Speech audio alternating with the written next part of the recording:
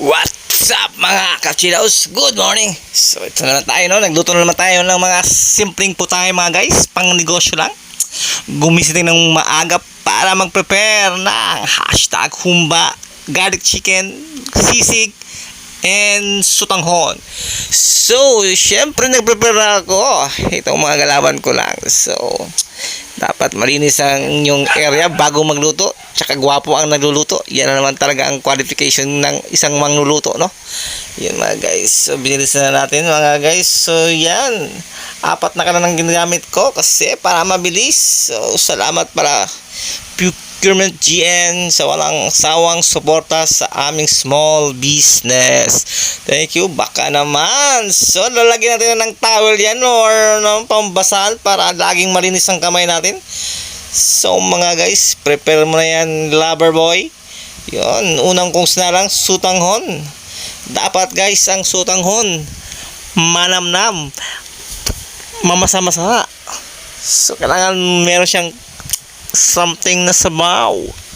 Yan lang naman. Simple na naman itong putahe rin ng mga guys, no? Hindi talaga ito magaling magluto, no?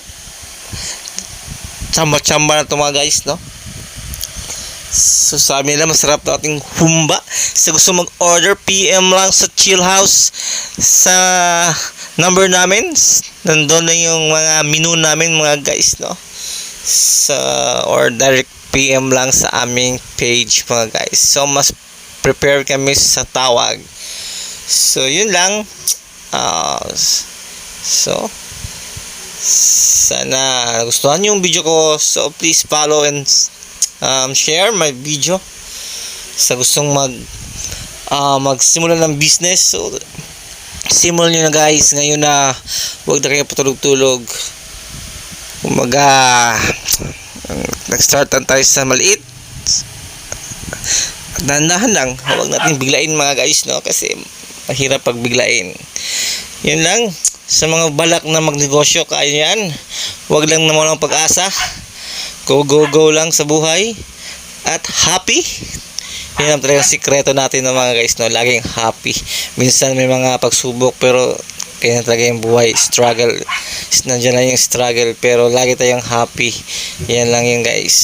Si God ang magpo-provide sa atin lagi guys. Tandaan nyo yan.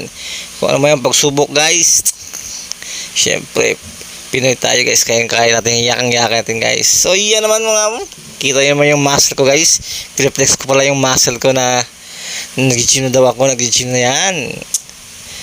Baka naman nag-gym, so hindi wala pa yung gym. Tingnan mo may cuts na guys, oh. Pati yung mukha guys, cuts na mga guys, no? Yan, so yun guys, bye bye. Next naman na video, update ko kayo.